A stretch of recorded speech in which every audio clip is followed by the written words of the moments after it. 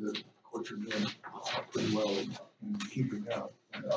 Again, it's just been a very hard hit, so it's good that we are. We've got a lot on our plate, as I say, this morning. The committees have done great work, lots of recommendations, lots of resolutions. So our goal today is to plow through all that. We'll have to move along. As you can see from your reading pile, we've got a lot to do, but our goal today is to finish all of that, hopefully by the noon hour or shortly thereafter if we have to, and be in a position to begin to put together our package for the legislature as the weeks ahead, so that we'll be ready, bills pre-filed, on the job, ready to push things where we need to across the street. And we've got quite a few things we're going to need their help with. So that's what we hope to do today. We've in the last several sessions, we've made lots of progress on a lot of fronts. So we're looking forward to the same thing happening this time. There's a little bit of a surplus over there, so people should be in a good mood. We'll see. Well, it's not there. We find more with the surplus in the deficit. Yeah, right. So we'll jump in. First report we've got this morning is from the Indigent Defense Division. Joe. Sorry? Okay. He'll be here shortly. Okay.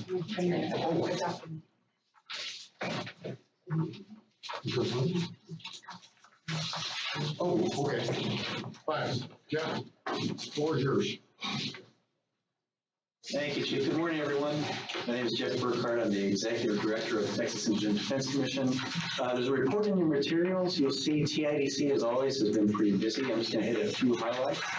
The board met on June 9th, and on that day, we awarded Jim Allison the Dawson Award for his services to indigent defense across the state of Texas. The board also adopted 10 proposed bills that our staff has been working on with the judges, public defenders, defense attorneys, prosecutors. We're very happy about that. The board meets again December 1st. Our staff has drafted a report on court-appointed representation in CPS cases, and that draft report is right here. You'll hear from Crystal Lepignon in just a moment about that report, and there'll be, there actually is I believe, a motion on that for the Texas Judicial Council. The last thing I have for you is that our board met over the summer to do strategic planning for the leb session. And out of that, we had a resolution, this resolution, and probably all that, talks about our legislative appropriation request. There are two exceptional items for TIDC this session. The first is a request for $50 million over the course of the next biennium to build additional rural regional public defender offices. The demand for public defender offices and building those has far outpaced our funding supply. A lot of rural counties no longer have enough attorneys to deliver the right to counsel at the level they wish to deliver it. So we're asking the legislature for additional funding for that. We're also asking for 6 additional staff to help with that deployment. And I think that said, Megan, I don't know if for that resolution if there was a vote now or later, but. So we need to move to adopt that resolution. Okay. So I'm happy to take any questions you might have. Is there a second? Discussion? Your staff.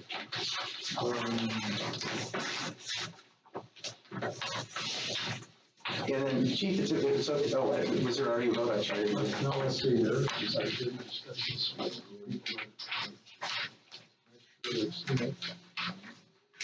What's going to be the fiscal impact on counties and cities? There's fiscal impact on counties and cities? Right. Yeah. So basically, these just to zoom out and talk about what these public defender offices look like. Essentially, what we do is create these regional offices, some multi-county offices. And a lot of these counties, I'll give you an example: Taylor County, Evelyn, They didn't have enough attorneys to appoint counsel in felony and misdemeanor cases. So they were actually bringing attorneys in from Fort Worth, over 150 miles away. It was just not a sustainable model. We're seeing that in more and more rural counties. So essentially what TIDC has been doing for several years now is to build these rural regional public defender offices where TIDC contributes part of the funding. The counties contribute 1/3 of the funding on a continuing basis. And for a relatively small sliver of our budget, it's had a pretty big impact. What we see when we build these offices, we have better appointment rates for counsel. We see better performance. We get better data from the counties, so we have a better sense of what's going on. So the counties that participate, they would have some skin in the game still. They do contribute to that office. But a large chunk of this comes from the state then, that we help sustain these offices over time. What is that dollar amount? So the request is $50 million. No, I'm talking about the burden upon the counties and the cities. What is that dollar? So they contribute 1/3 to those offices on an ongoing basis. So that varies depending on the county. We do planning studies and work with the counties kind of hand in hand. We don't have the authority or desire to come in and dictate and say you have to build a public defender office.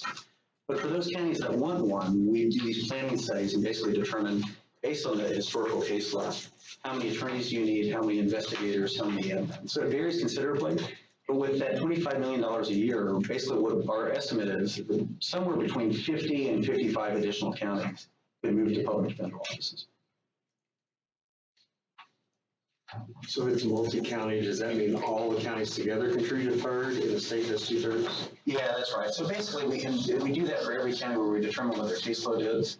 And based on that, it determines their amount that they contribute to the program.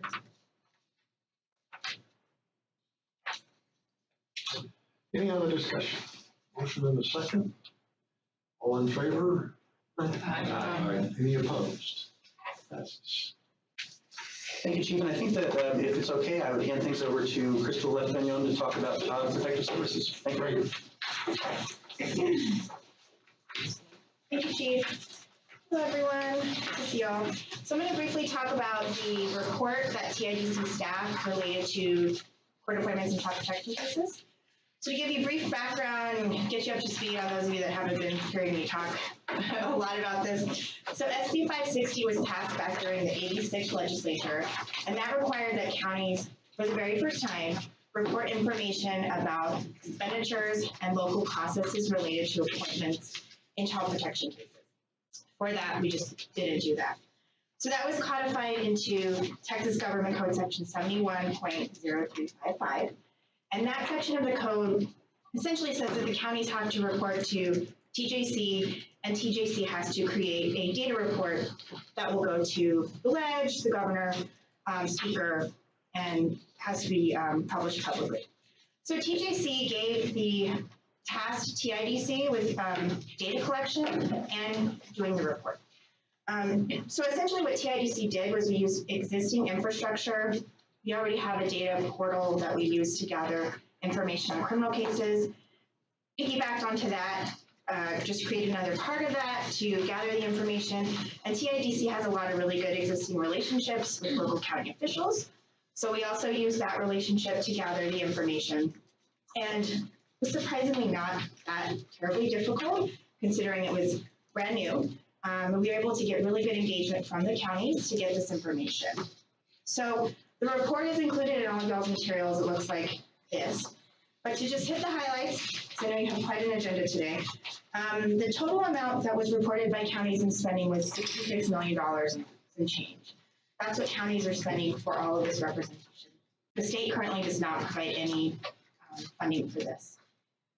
One of the common themes throughout all of the information reporting, and this was within spending and the local plans, was that there's just inconsistencies throughout the state in what's spent, how local lists are managed, how the local process is managed.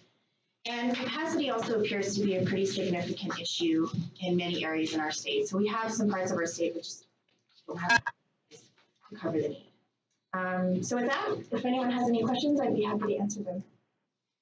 And I will also add too, is the Civil Justice Committee did adopt this report as well and recommended that the full council adopt it as well. And it's a statutory requirement that the council produces report to the legislature. And PIDC discussed it.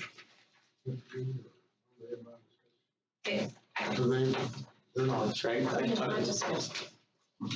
Yeah, the report, so Crystal, at each of our quarterly board meetings has reported on CPS data collection, so I think the board generally is aware of what's been collected. And I believe we sent a copy of the report to all board members as well.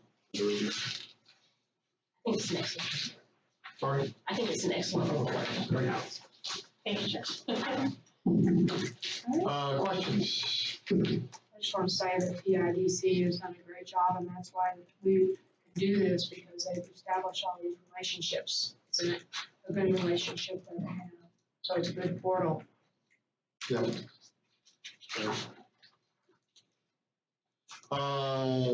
You move to adopt the report? Would you like to do that? No. I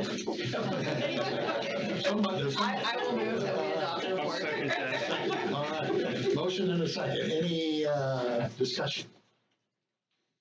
All in favor? Any opposed?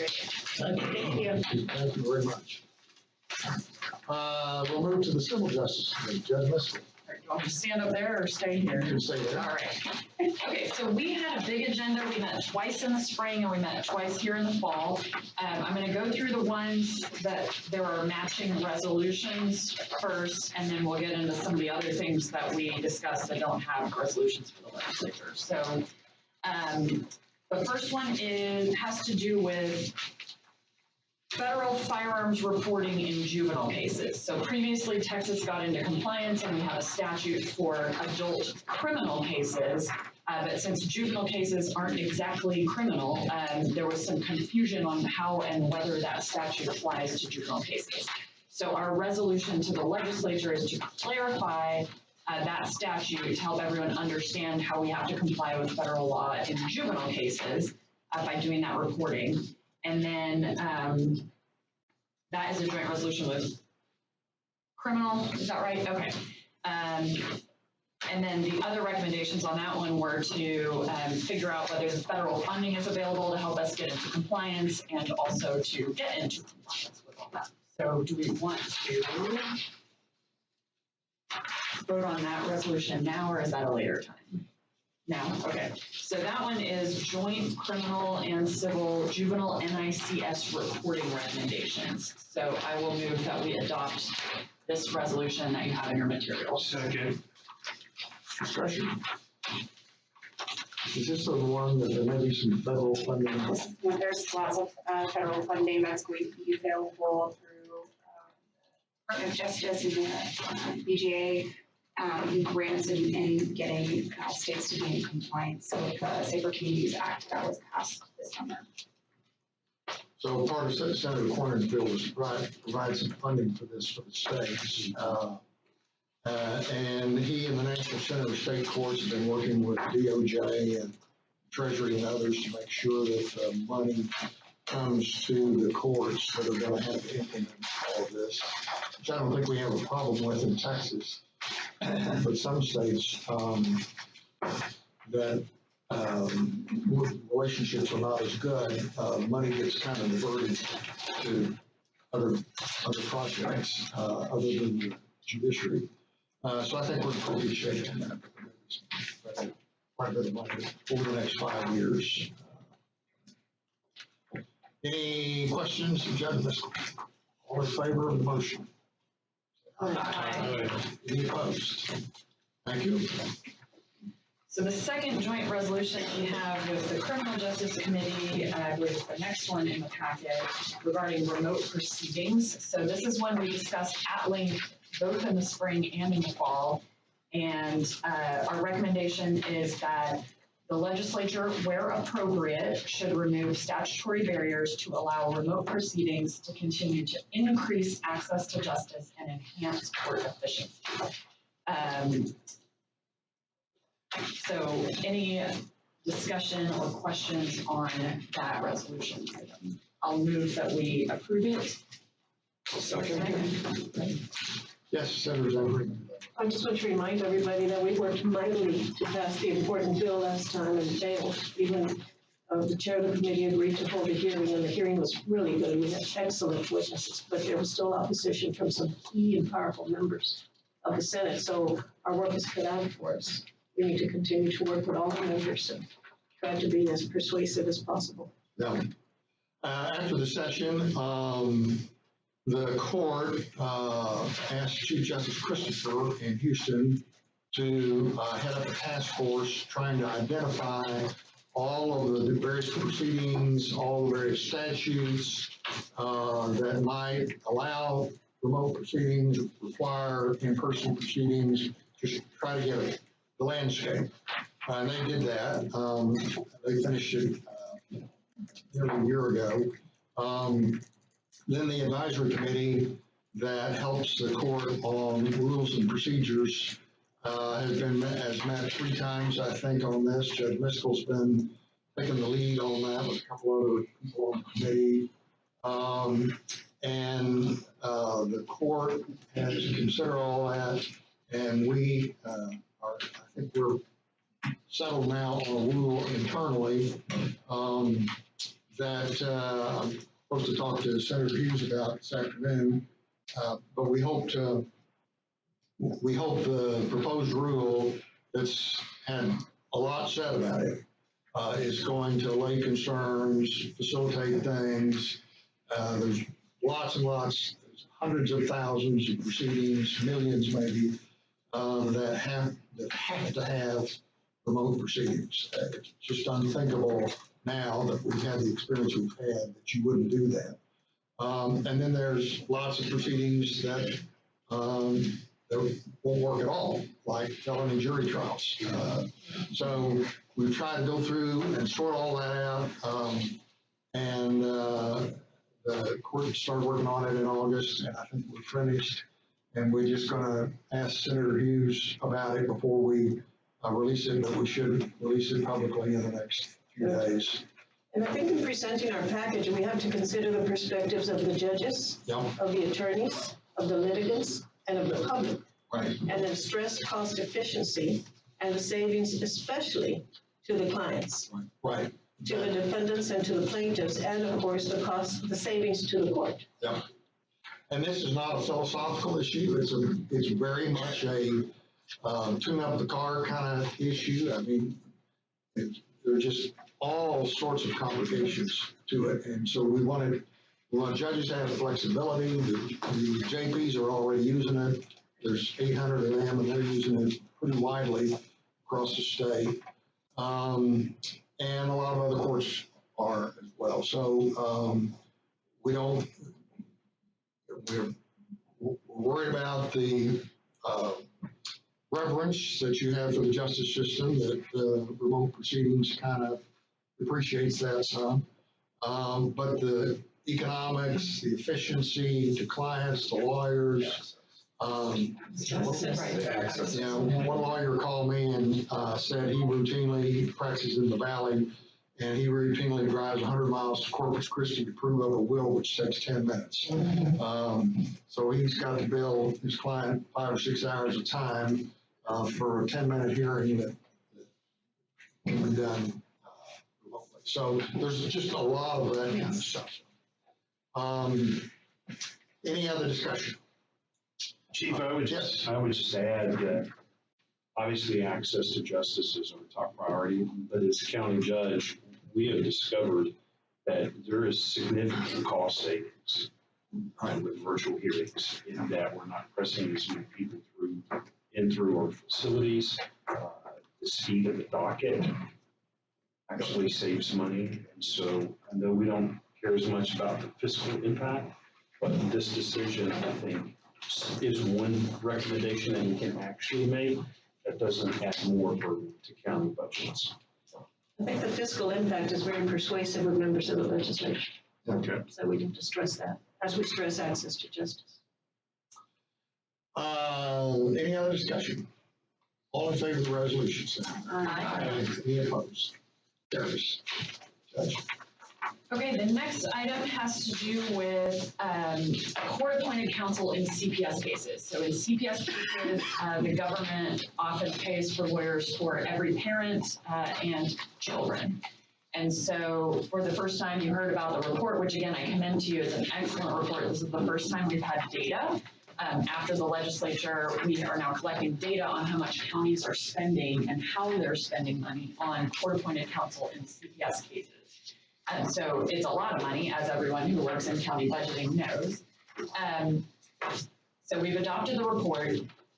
What the report goes through is there's just wide variation in how counties appoint lawyers, pay them, monitor them, and all of that. And so we talked about, well, what if is there a system for providing oversight and ensuring quality control and compliance with the law and all that?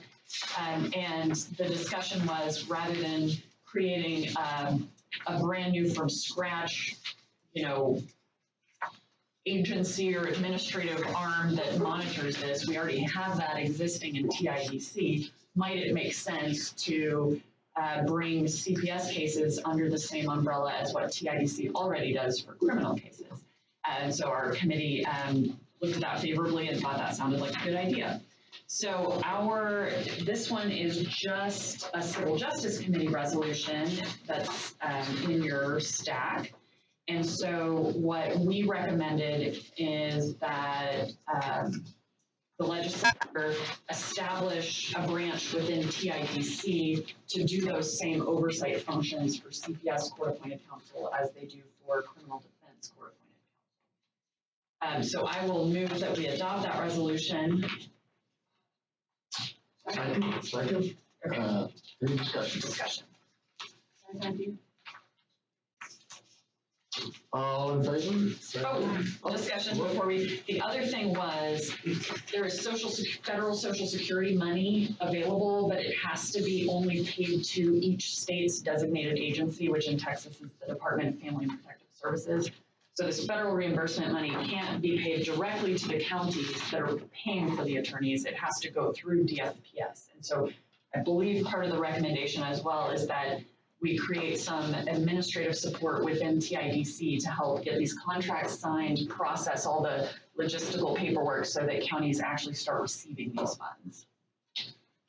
Well, I know that we don't want to establish another agency or anything else, but what does this kind of do to TIDC in terms of its requirements for expanding its staff and that sort of thing? Do you have an idea?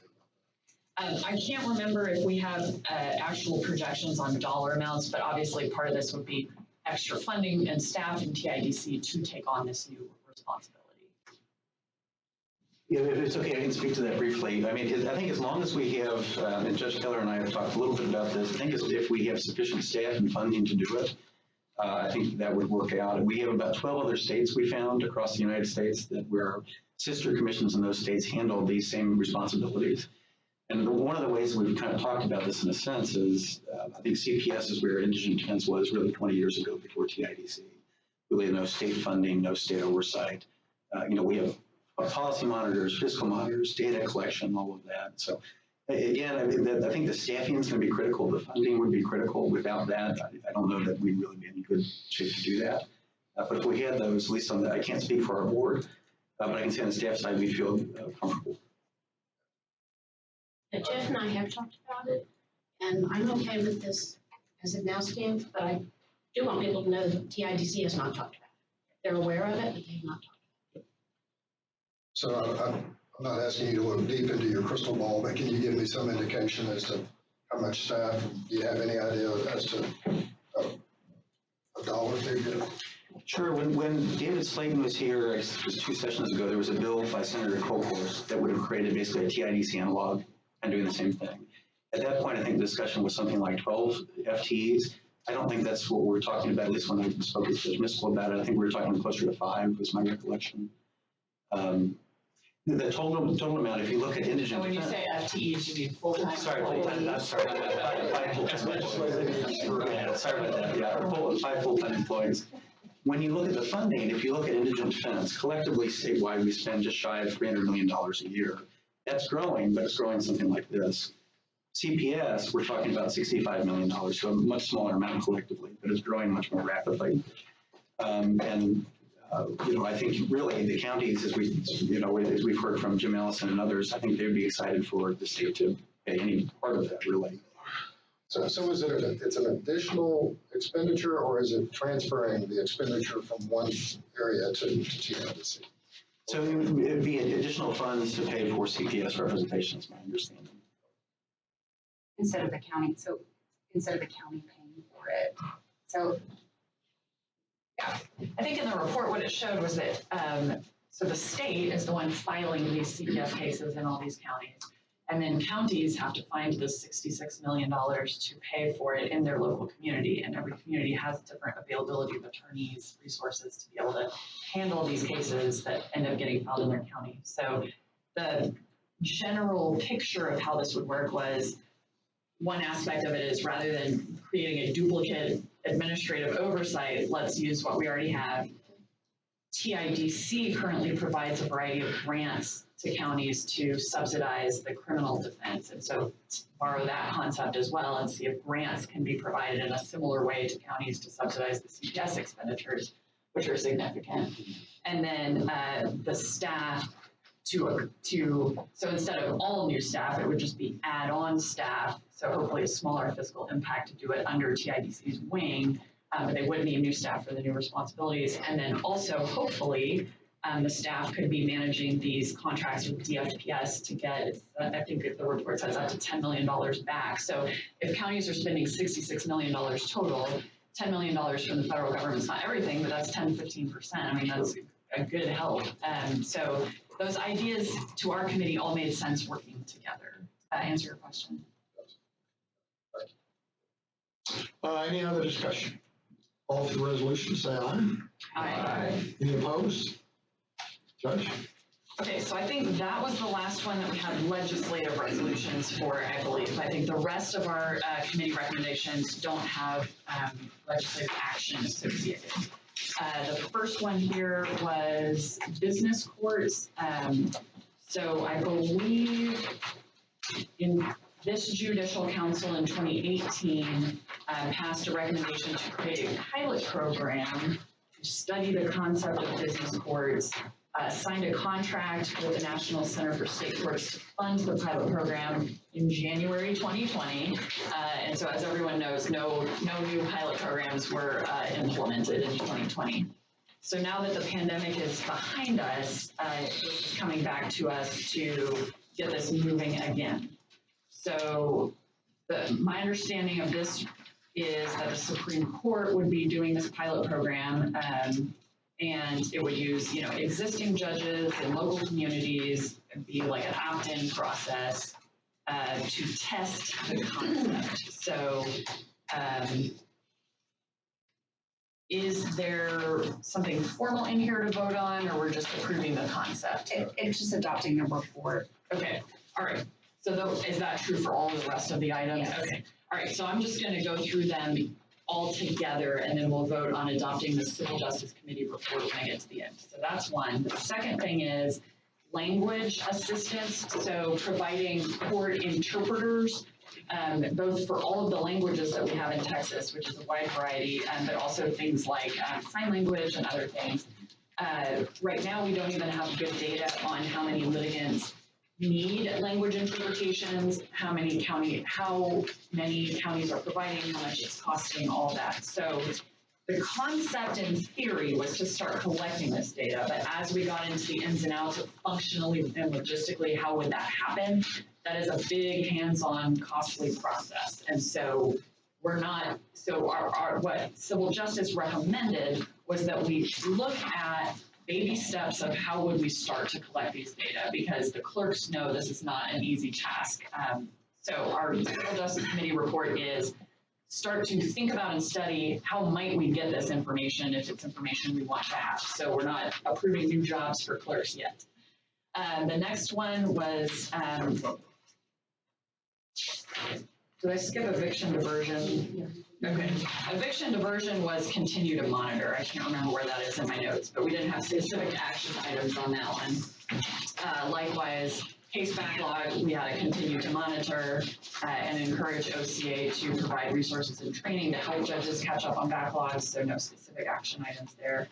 And then on, oh, thank you. So eviction diversion, we looked at this, we heard from our JP members, we also heard from other JPs on this topic, and at the end of hearing about it, it sounded like things were going well and just needed continue to monitor, basically, no changes recommended. The last item in our report is working with the Children's Commission on anything for CPS cases that need to be tweaked or cleaned up or changed in the legislature. So at that point, I will just recommend that the full council adopt the Civil Justice Committee report that is in your materials. Second. Now, to say on the eviction diversion that the administration recognized Texas as having one of the best eviction diversion programs in the country, along with New Jersey. So Texas and New Jersey are not always in the same group. And the administration has not always had a lot of good to say about Texas and vice versa. But that worked really well, and it's a credit to the JPs that made it happen. And the legal groups on both sides, the landlords and the legal aid firms. Any other discussion about Judge Miskel's report? All in favor, say aye. Aye. Any opposed? I would like to be shown voting aye, with the exception of no on the business court recommendation. Anybody else? Reports adopted. Thank you, Judge. We'll go to the Public Trust and Confidence Committee report. Judge Florence. Thank you, Chief. The Public Trust and Confidence Committee met as well in the spring and the fall. We have two categories of legislative recommendations, one dealing with what we're calling, it's not our original term, but clean slate reform, and one legislative recommendation concerning civics education, and then we have some non-legislative recommendations as well.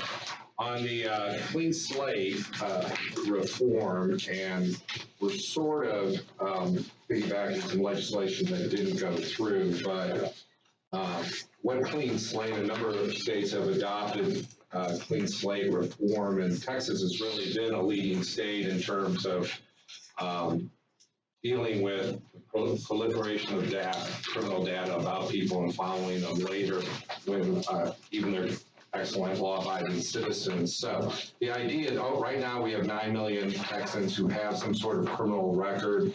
Although many individuals became eligible for an order of non-disclosure of their criminal history, and these are nonviolent misdemeanors. If you look at the government code, it's 411.072. It lists the ones that you can't get an order of non-disclosure. And so those that you can get, in 2015, the legislature passed Senate Bill 1902, and the bill, the language really wanted this to be automatic, except that citizens do have to put on evidence. Often they do have to post a filing fee. What we've seen since 2015, that many citizens on these nonviolent, low-level misdemeanors have not taken advantage of it. So our recommendation is that the Texas legislature should automate the record sealing process for people with first-time non-serious misdemeanors who the legislature has already deemed entitled to presumptive relief. This was House Bill 3601 that made it through the House, didn't make it through the Senate the last session. For Class C misdemeanors, the legislature has already done an automatic sealing, so this has happened before, but anyway, that's our first recommendation. And I move for approval of that. Second? Second. Questions, discussion?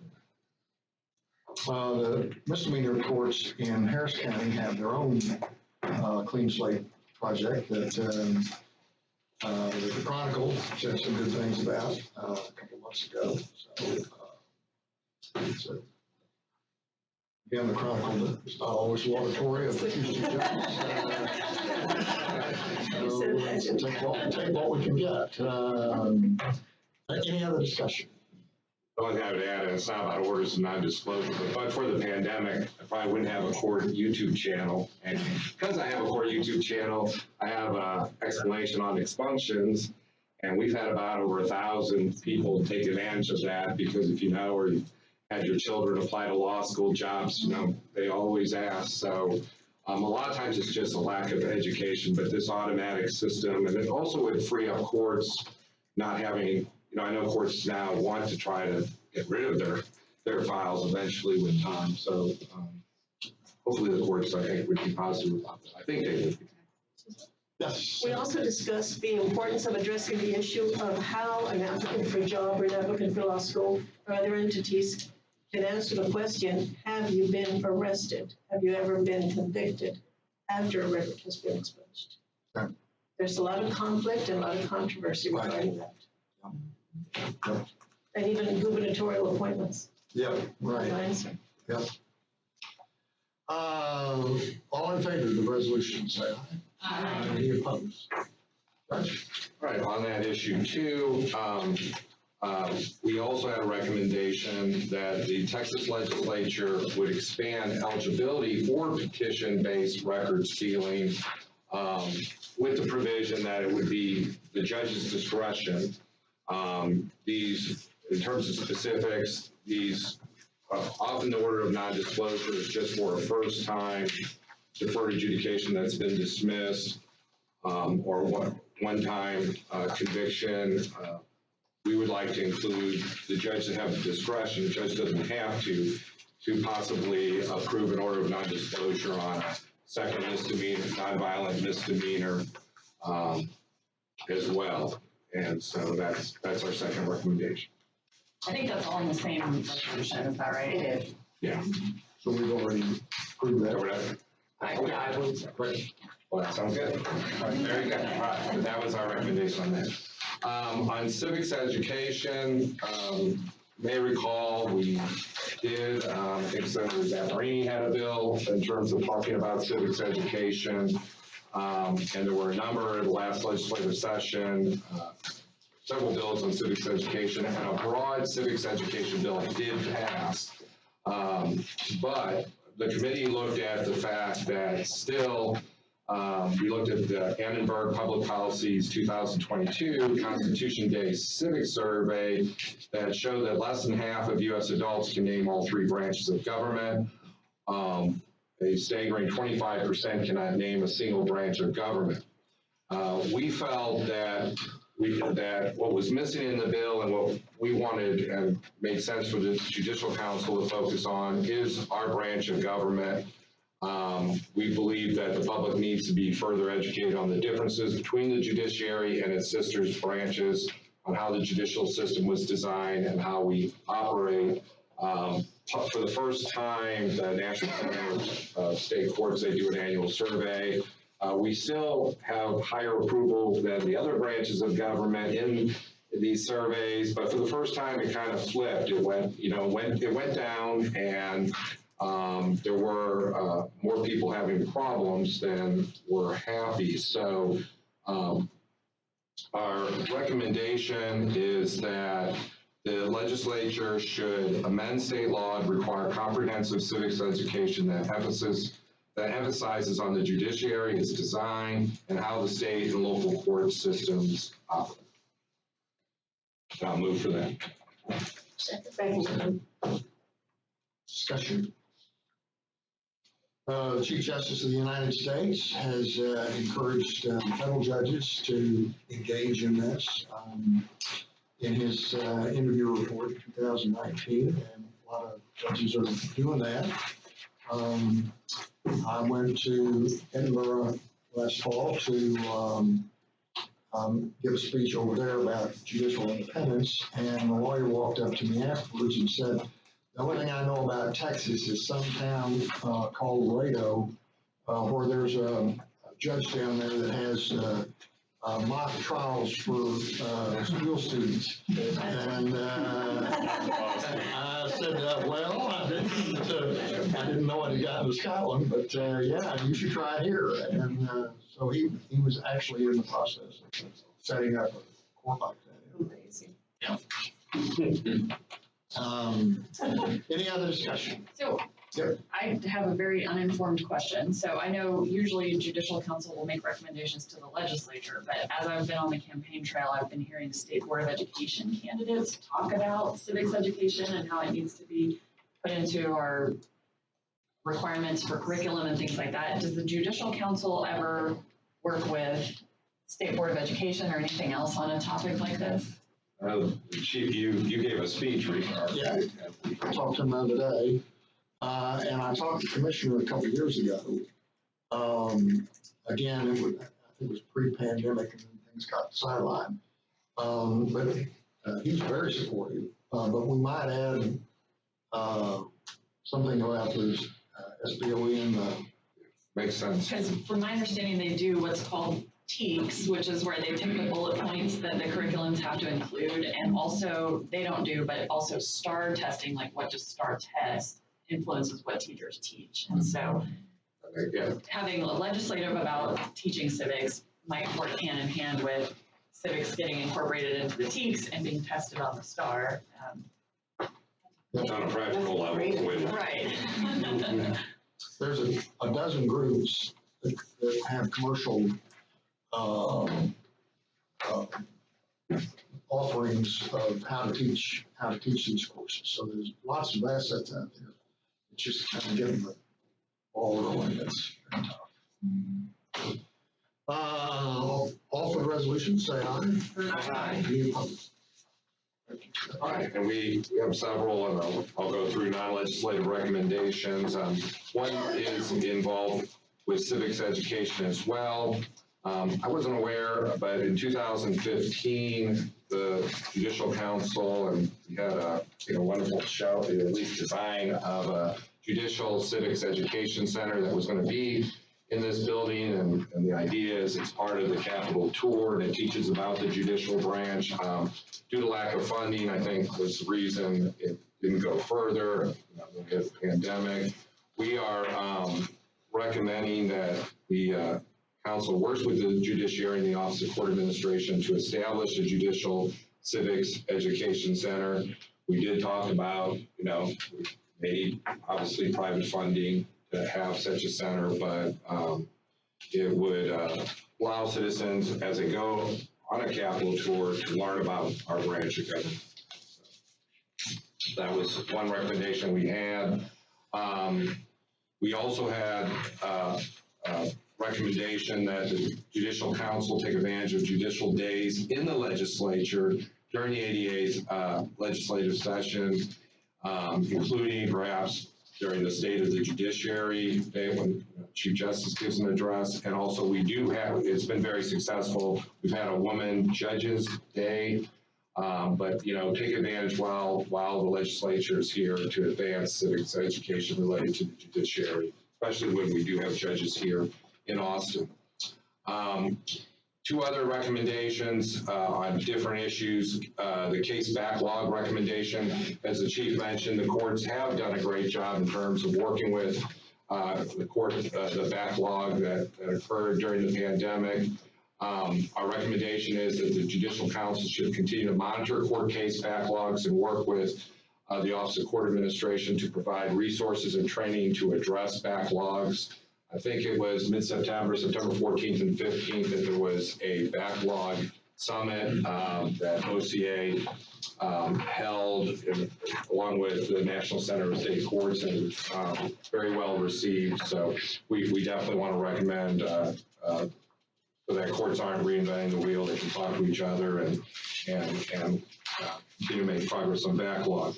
Finally, the Judicial Centers of Excellence, and for those pre-pandemic that can remember, the Judicial Council was very supportive of having, naming courts that had gone through a fairly rigorous process of examination.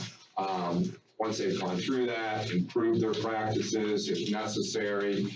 Once they had met the approval of OCA, that we deemed them the Judicial Centers of Excellence, and we've had 4 courts so far. We have 7 now under review, and after the pandemic, we definitely are supportive that to go forward. So we're recommending the Judicial Council and the Office of Court Administration continue to work to revitalize the Judicial Centers of Excellence program to encourage judges to participate.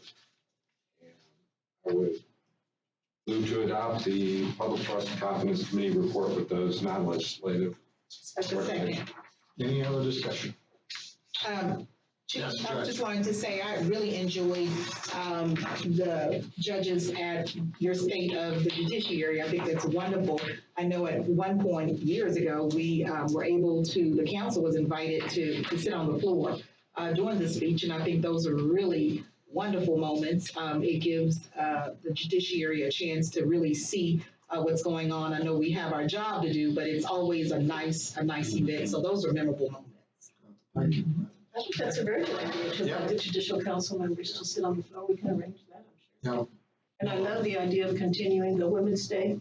We also have the Hispanic Judges Day. We could have other days. Yeah, Senator West and you have women judges that come down, and again, nice moments for individuals all over the state to enjoy. Yeah. Mhm. So that will be a day or so after the governor's State of the State address, which he hadn't said yet, but probably in early February.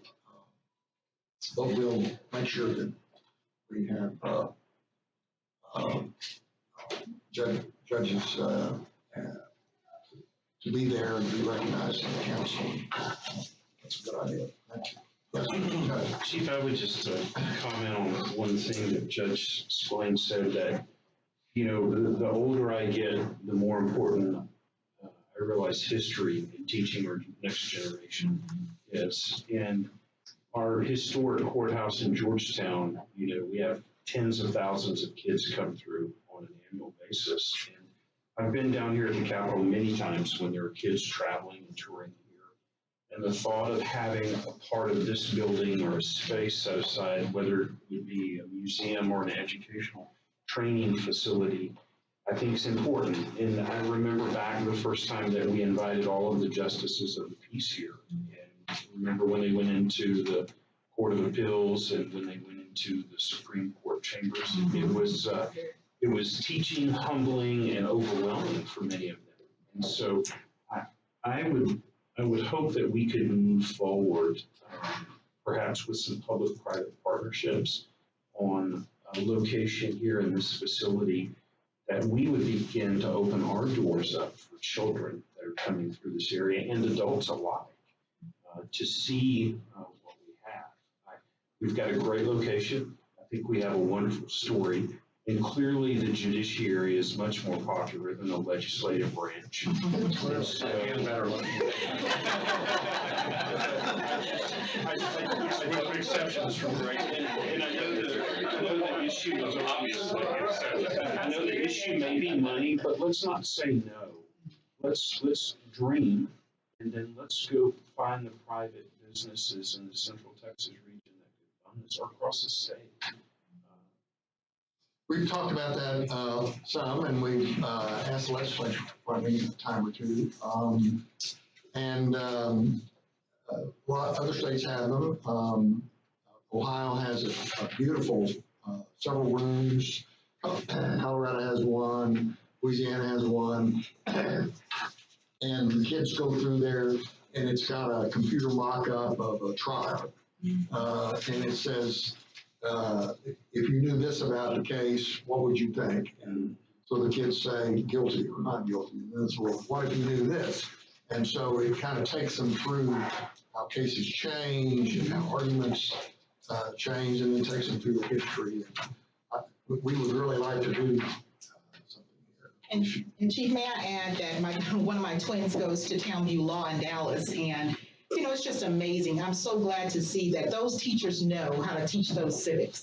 And so I hope whatever collaboration exists, that some of those teachers, I know Houston has a law magnet and other places have a law magnet. That would be incredible for those students to be able to see that. And I know a lot of schools are going toward having a mock trial courtroom and a whole setup. But it'll be wonderful. I think I'm really, really excited about that. And I hope it can happen. Yeah. One other thought is the computer mock-up sort of content would go very well over here because we have more room. We also have a unique opportunity to do a little bit in the Capitol with the old Supreme Court appeals court.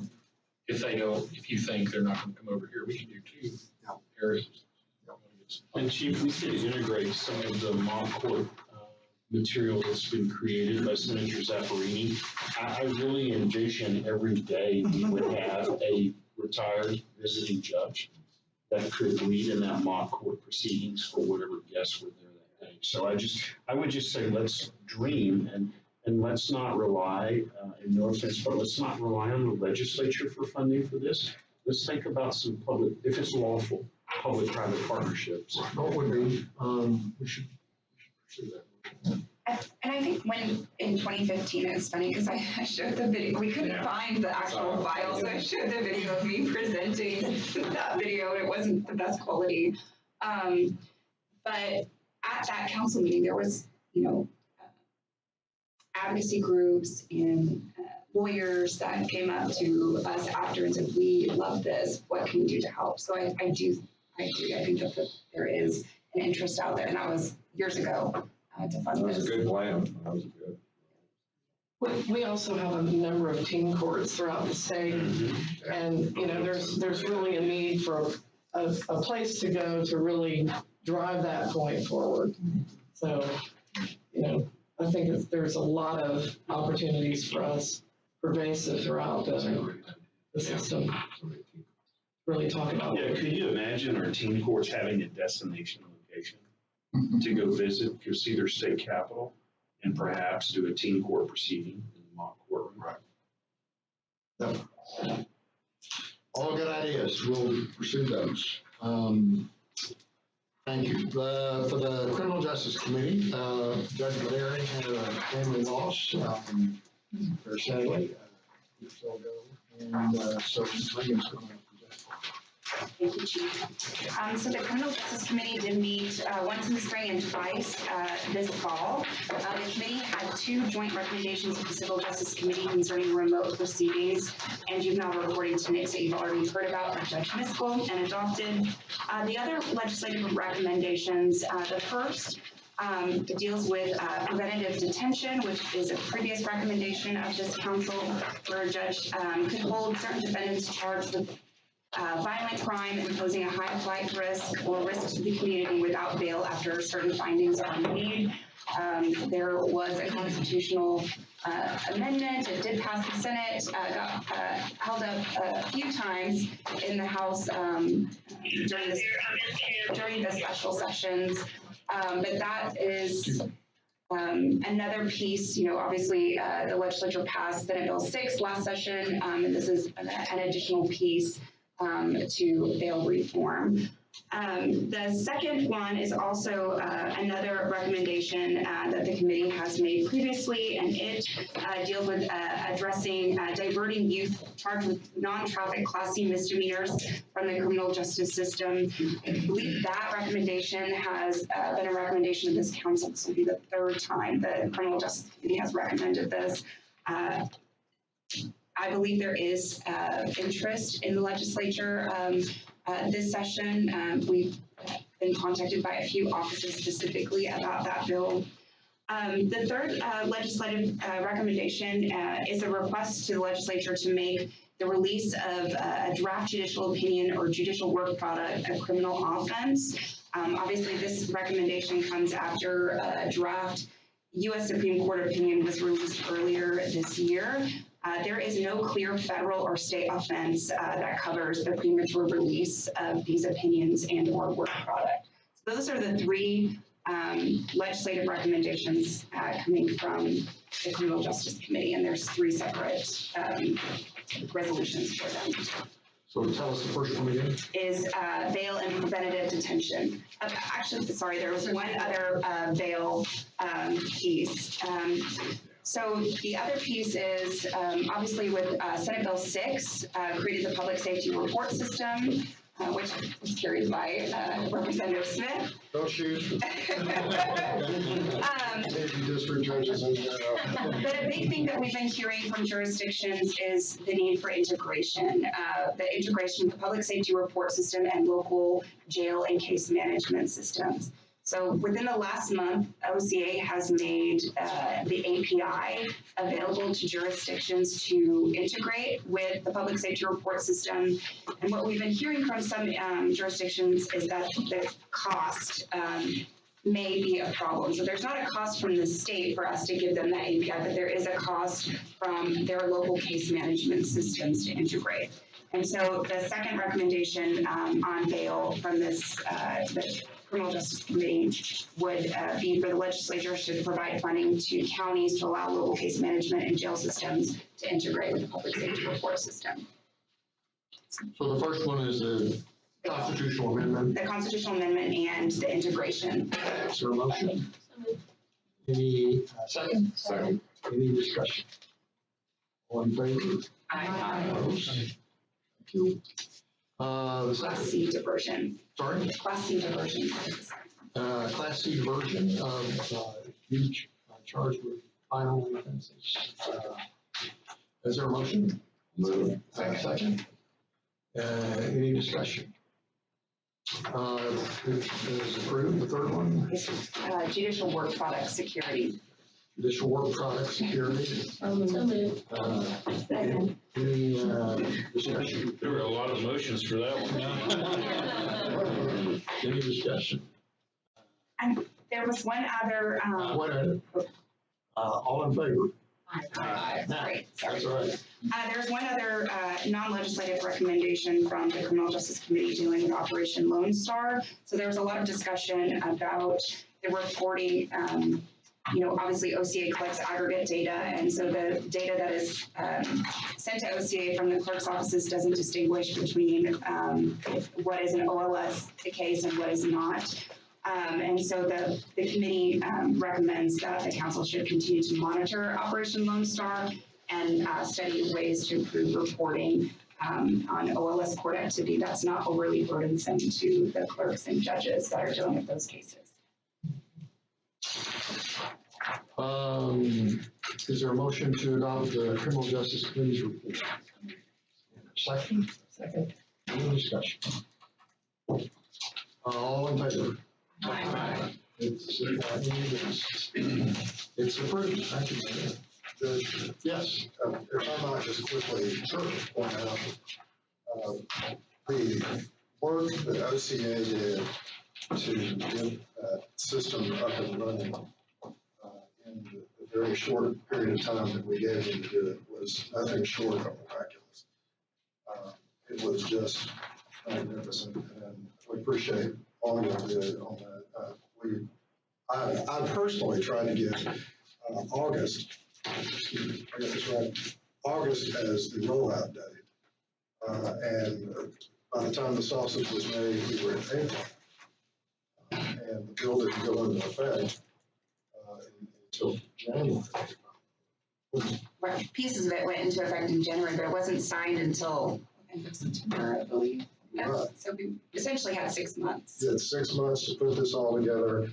And I know it's been a new experience, a learning experience for a lot of judges and magistrates, folks working in jails and whatnot. It's been very difficult. But so far, so good. And I know that we're going to work in the next legislative session to try and streamline that, make it more user friendly. And I know OCA is wonderful in working in my office to do that. So I just wanted to say thank you.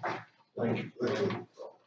When David Slayton left, he said, I think I've left you in pretty good shape, except for one thing. There's no way in the world you can implement Senate Bill 6 by April the 1st. And I'm sorry, but that's just the way it is. And it turns out there was a way in the world.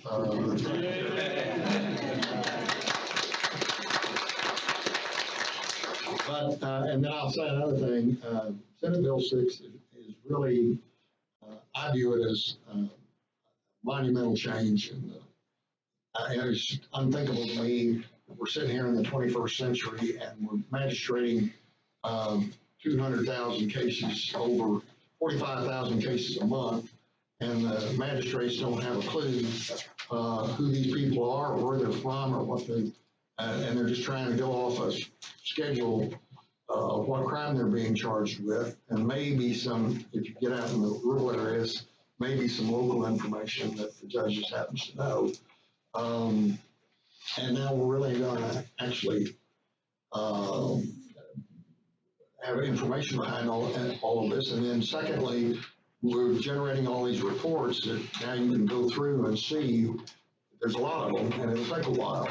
But I predict that before long, people will be digging through all those reports and saying, you know, you should set a higher bond here, a lower bond here. You should think about this. You should, because they'll have reports from all over the state about who's doing what. So the report has to identify the conditions of detention or release, the identity of the magistrate, the identity of the defendant, and background information, and then have information, the criminal background information, and then state why magistrate made the decision the magistrate did. So it's, I hate to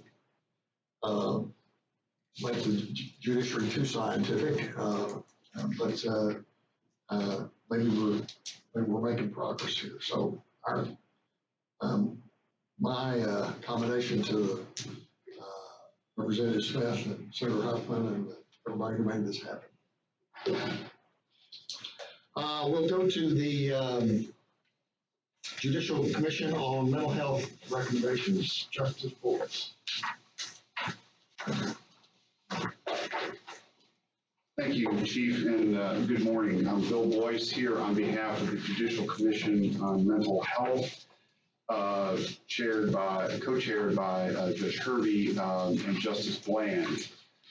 We have assembled a report that contains approximately 24 legislative recommendations, and our Executive Director, Taylor, and her team have done yeoman's labor to assemble this information. We presented this approximately a week ago to the criminal subcommittee of this body, and we're presenting it for the council's consideration this morning. The members of the council who have been here circa 2018 will recollect that the commission is actually an offshoot of the council, created in 2018 to provide mechanisms to consider better ways for justice-involved individuals who have mental illness or intellectual or developmental disability to interact with the court system. There have been a number of practical recommendations that we've made since that time. Some of them have passed, some of them are being brought back to you again in anticipation of the upcoming session. So this will be our third session, and perhaps the best way to think about the recommendations that are contained in this report is that they fall into three buckets. One is the criminal law legislative recommendations. This includes items such as the standards, availability for inpatient competency restoration, trying to take a step back from a circumstance where the only vehicle for competency restoration is an inpatient setting, which leads to additional delays and complications because of the well-known wait list that now exists for a limited number of inpatient beds. Other practical matters involve questions about how to address competency circumstances once a person has been restored and then returned for the court case to take its course, and then they decompensate. What are the procedures to happen there? We've talked about and presented recommendations for participation in outpatient competency restoration programs, credit for that.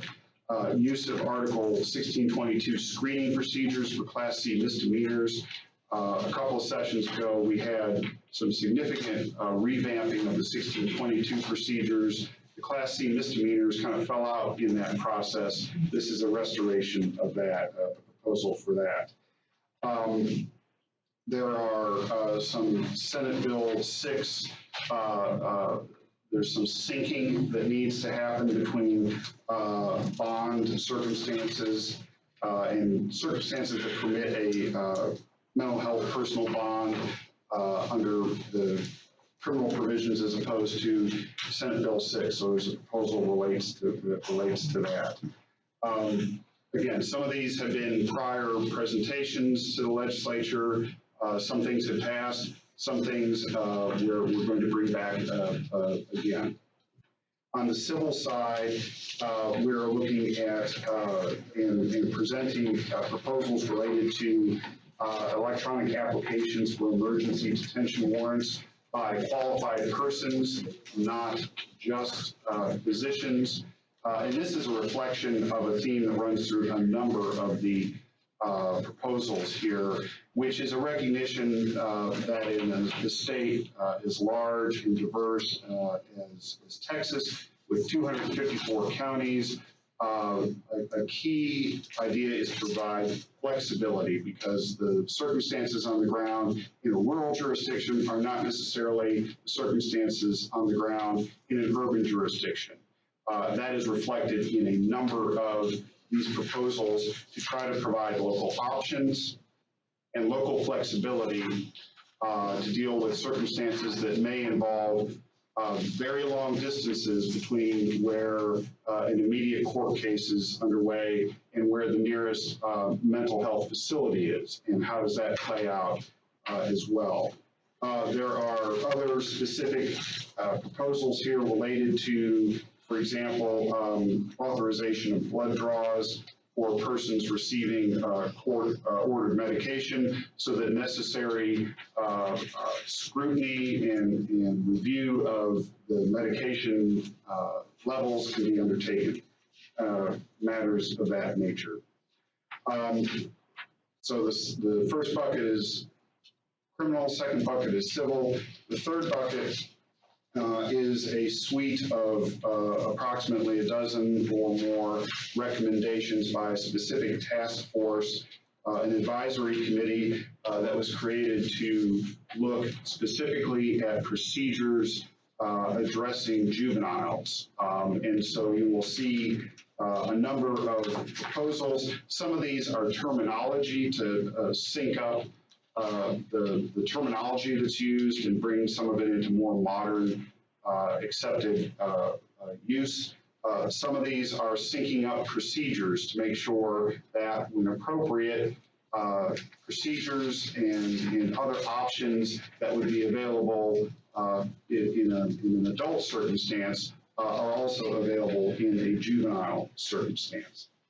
And so I would certainly be glad to answer any questions that anybody has, but what I think you will see in this proposal is a suite of legislative recommendations that are continuing to identify areas for improvement and address them on an individual basis against the backdrop of the larger efforts to make sure that the courts are operating in a way that is assisting the issues that arise when persons with mental illness are involved in the courts and are not causing additional problems. That's the overall goal. Questions? Is there a motion to adopt the report? Second. We greatly indebted to Christy and her work on all this. We had a national, well, no, a Southern States summit on mental health and court issues here in Austin last spring. Very well attended. Everybody was enthusiastic, lots of good ideas. It's a big priority for the National Center of State Courts and the Conference of Chief Justices, and they've got their own national organization working on all of this. So it's a lot of big issues and a lot of good work. Chief, I just wanted to add one thing. Justices of the peace are seeing a lot more. Now, in my 15 years, I only had one mental illness warrant. And since the pandemic, it's been huge. And so a part of the education, we definitely need a little bit more of that for justices of the peace. So, need to look at that. Jason? And I just want to be sure that in everything we do, that we also use the terms intellectual disability for appropriate. Yeah. That should not be part of mental health. It should be separate. Now, notice with the recommendations, it was listed separately in many cases.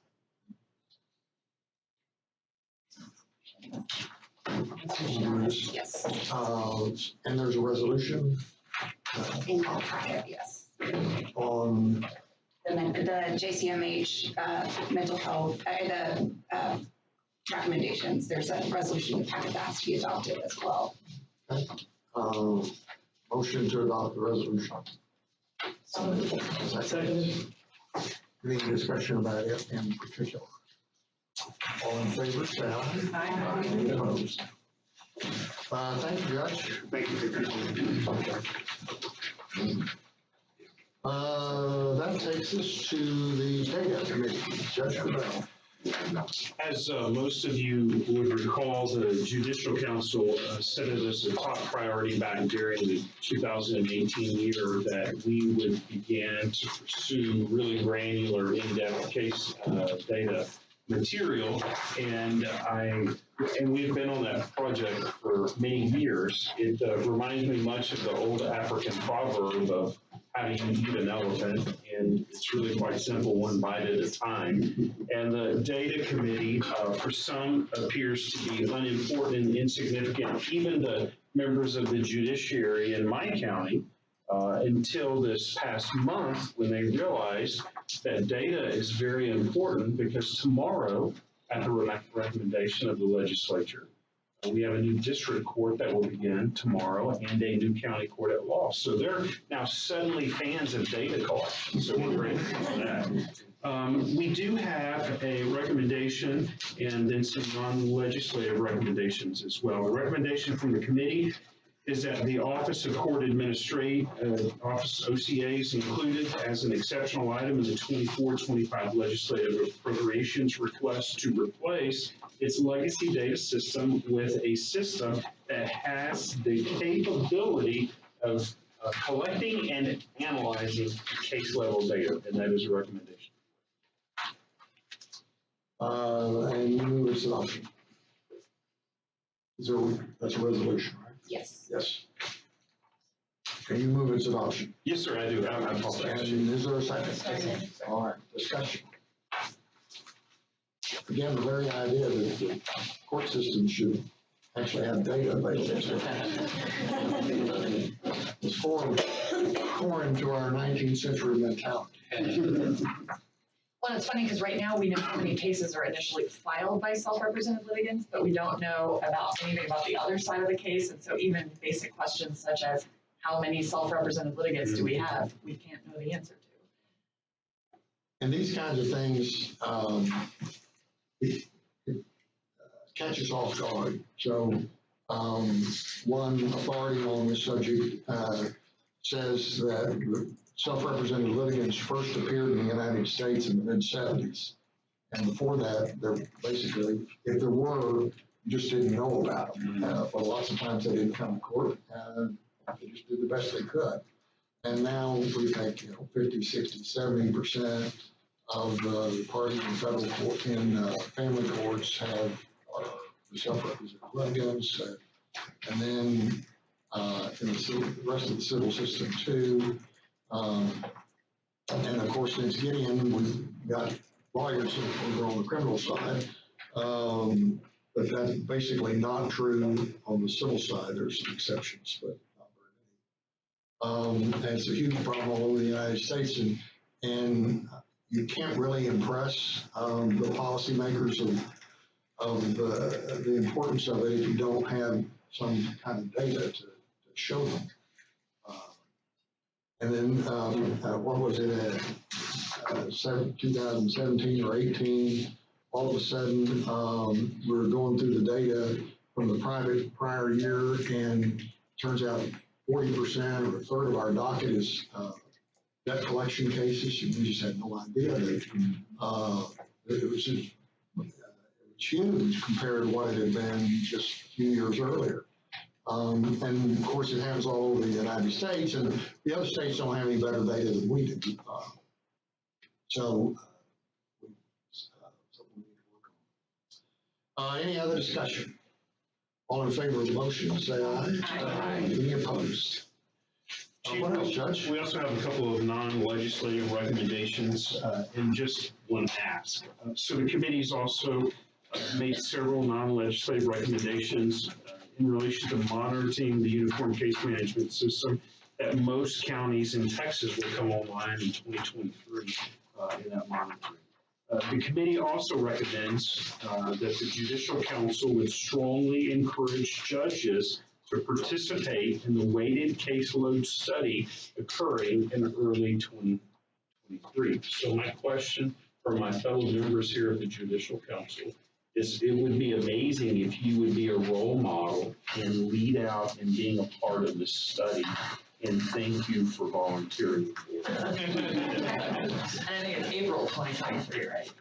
We're looking at, we're thinking it's either going to be April or February. We're trying to avoid that spring break March month where there's. And as always, Emily has stepped up to the plate and been volunteered to be a part of that. So let's encourage our judges to do that. The committee also recommends that the OCA would further analyze and study information as produced by the Bell forms in the public safety reporting system so that we can identify trends. And those would be additional non-legislative recommendations. And you move to adopt the. Yes, sir. And is there a second? Second. Any other discussion about the committee's report? All in favor, say aye. Aye. Any opposed? Thank you, Judge. That takes us to full council resolutions. Megan's going. So we have a couple that the council typically adopts every year, and they all deal with funding. So the first one is adequate court funding, and this resolution includes all the funding for Article 4 agencies and courts. So that's the first resolution, and anyone have any questions about that one? Anybody against additional funding? Appropriately funding the judiciary. Is there a motion to adopt the resolution? Second. Any discussion? All in favor? Aye. Any opposed? Thank you. Megan? Okay, the next one is support for the recommendations of the Judicial Compensation Commission. So the Judicial Compensation Commission met in August and recommended a 22% increase to the base pay of a district judge, split over 2 years with an 11% increase in 2024 and 11% increase in 2025. As you all know, the base salary of a district judge sets all the other salaries of every other judge across the state. Just some quick statistics.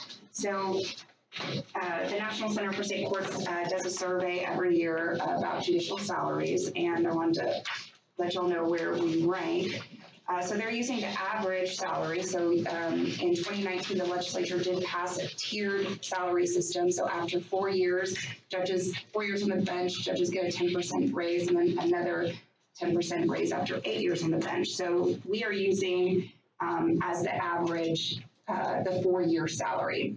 And so district judges, Texas district judges rank 41st in the country for pay. Our appellate judges rank 23rd, and then our high courts rank 29th. And that's not even using the base pay. If we use the base pay, we would likely be last. We're using the average pay after 4 years. So there's a resolution supporting the recommendations of the Judicial Compensation Commission. Motion to adopt that resolution? Chief, I do have one comment, Chief, that I'd like to make. Yes. You know, as county judge, we're constantly doing salary studies to make sure we're at market. And though I appreciate the recommendation and I will support it, what concerns me though is we're putting all district judges at parity across the state. And the cost of living to live as a district judge in Collin County is certainly different than Comal County or Kaufman County or you name the county. And so I know that we don't want to stagger it based on where folks live at, but it's incredibly more expensive to be a district judge in Austin, Texas than it is in Austin County. And I just wanted to make that comment. Yeah, and there's been some discussion in the legislature about that. Representative Schofield has pushed some ideas about COLAs and maybe some differences. So it's kind of an ongoing discussion, but I take your point. The last time I brought it up, the comeback was, well, legislators get paid $600 a month. Yeah. Regardless of whether that was the comeback. It's crazy. It's crazier. Megan, do you remember how much? So, my first session in 2019, major adjustment to the salaries, which I thought was a good start. But do you recall how much the state of Texas, how much that appropriation was ongoing? I don't have that exact dollar, but I can get that to you. But I know that this 22% increase would cost $70 million over the biennium, and that includes everyone. So that includes prosecutors, that includes retirement, the county judge supplements, the county court at law supplements. So that's the entire package. It would be an additional $70 million over the biennium. Well, if we only had $30 billion, we need to spend money. Well, I think it's incredibly important that we continue to see these raises. Are we disconnected from this yet? Our pay, our retirement? That bill didn't disconnect us. No, the legislative retirement is still attached to That pay raise was not tied into ours. right. So that you didn't. That's right. One of the reasons. So the base pay hasn't been increased since 2013. So it's still 140. That's what legislative retirement is based on. That's how the bill passed. That's right, because we do. But not impacting us. That's right. Well, we need to continue to pay for good judges. We need to incentivize people to want to become judges. Well, in the Public Trust and Confidence Committee, we talked recently about providing a bonus to the judges whose courts were deemed courts of excellence. Some standards, some criteria. Well, during the bail reform bill, I had an opportunity to tour. And, we do have, a part of the problem when you come back and, a couple sessions later and ask for another raise is going to be, well, we have these backlogs. And of course, COVID, but then, some of the touring I did, you have a major county, let's just say, that is picking 4 and 5 jury panels a week with 5 million people in the county, right? And so it gets very difficult to be able to sell that across the board, right? Senator said, anyway, but I do think we need to keep pushing. And that's why I think we need to focus on the backlog too and recognize the judges who have eliminated it, because so many have. No. But it takes a great effort. That's right. We should recognize those who make that great effort. And it's a matter of accountability and transparency. It's interesting that you bring that up. I was having a conversation with somebody about how could we incentivize better judicial decision-making in CPS cases, and they wanted to add requirements. I'm like, I think the selection requirements are in the Constitution, but the way you're describing it is incentives for meeting higher standards, which could apply in that type of scenario as well. And it's all a matter of accountability, transparency, and excellence. Education. Because I can tell you, you talked about data, if I may, In one county, the judges approached me and wanted me to support or to file legislation. They didn't know about an omnibus bill, but they wanted me to file legislation creating a court, and I asked for data. And I said, to begin with, show me how many of the local courts are open Monday through Friday, 8 to 5. They never came back. And in another county, they showed me the data, they have their new court. It was both in my district. It's just a matter of efficiency. And in one county, where we have several courts, several district courts, two county courts of law, there's only one court that has no backlog. There's only one court that's 100% compliant with guardianship. And so you see the difference in the judge's performance. You have to have accountability, transparency, and standards of excellence, and education. Which is why we need that data system. And the other issue that you hinted at, Chief, was uniformity of entry. You know, if you enter a case as debt collection in Travis County, that same case may be entered as real estate in Harris County. Right. So you know, it's hard to create that uniform data across the state. That would be a huge game changer. It's, you know, in 2019, Texas courts disposed of 8.9 million cases. So you're talking 3,200 judges. It's just a huge thing to get a hold of and try to have uniform standards, uniform data collection. But we have made it. Put a rate for yourself. Did we vote on? No, we have to vote on that one. Did we have a motion? Second. Second. Any discussion? All in favor of the resolution? Aye. Any opposed? One more. One more is supporting adequate funding for civil legal aid. This is one that we do before every session as well, and in supporting the Supreme Court's appropriation request for basic civil legal services funding, and supporting the Texas Access to Justice Commission and Foundation proposals for additional funding for basic civil legal services. So is there a motion to second?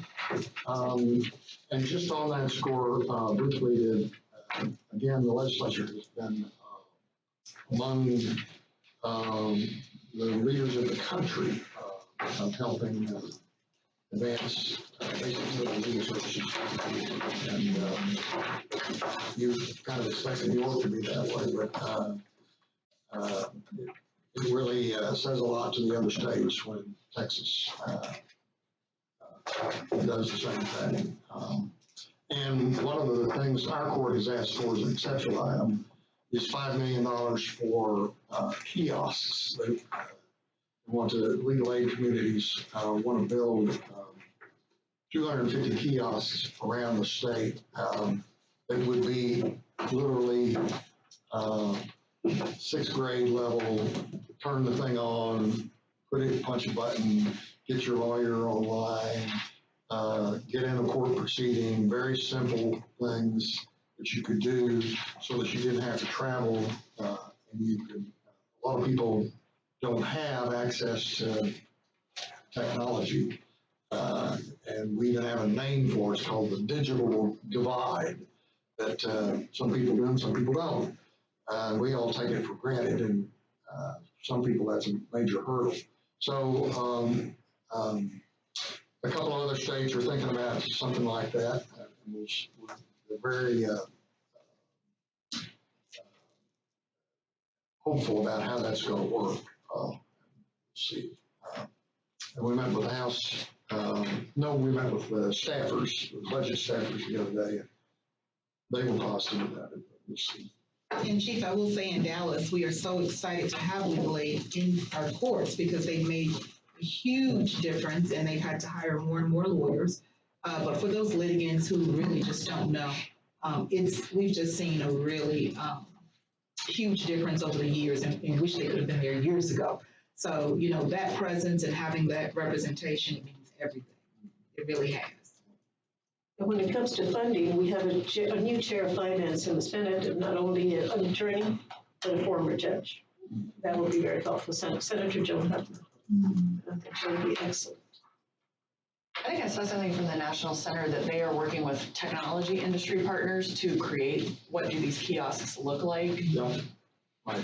So this is not going to be amateur hour. This is going to be getting AT&T and the leaders, put together these things to brainstorm and try to come up with the best product and how to hook it up. We've even had conversations with some internet service providers about providing that service free to legal aid clients, or it's still kind of exploratory, but that they're interested in it is something. Of course, they have a business, they want to do it, it's good for the community, but they have a business angle too, that when these people, if they get on their feet or their families do, they're going to buy that service. But Chief, it's nothing like having that attorney right there with you. Something, I know the money is an issue always, but it is really wonderful to see so many individuals want to legal aid and really serve in the community. Really good. Any other discussion? All in favor of the resolution? Aye. Any opposed?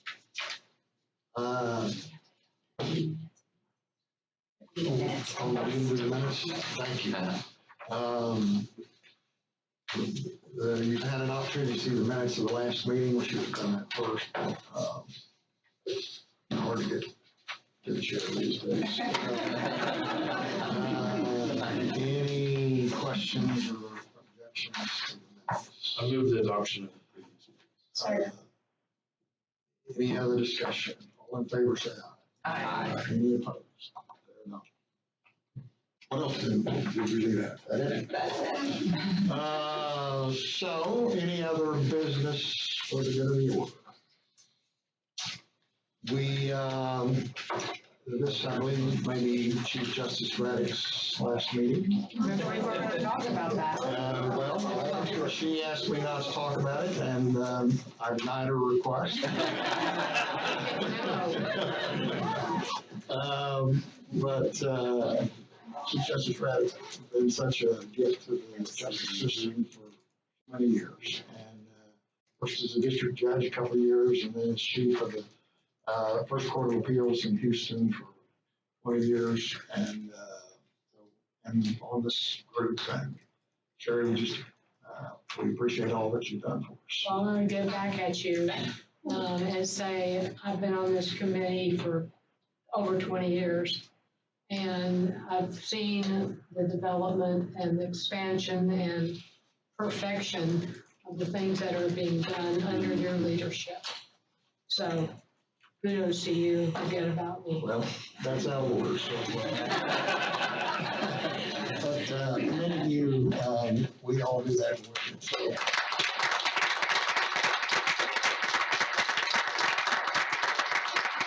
So, next meeting? We haven't set, but it will likely be early next year, January or February. And if we hit snags, I don't think we will, but then we'll turn around an email and try to fix it up. I think we're in pretty good shape. And then we may need to call on you to help us from time to time with legislation, to put in a good word, or we'll see. We'll certainly get the judges here for the state of the judiciary and maybe some other things. So we hope to have a strong session for the third branch this time. So thanks for all your work, and we're adjourned. Be careful travel. Thank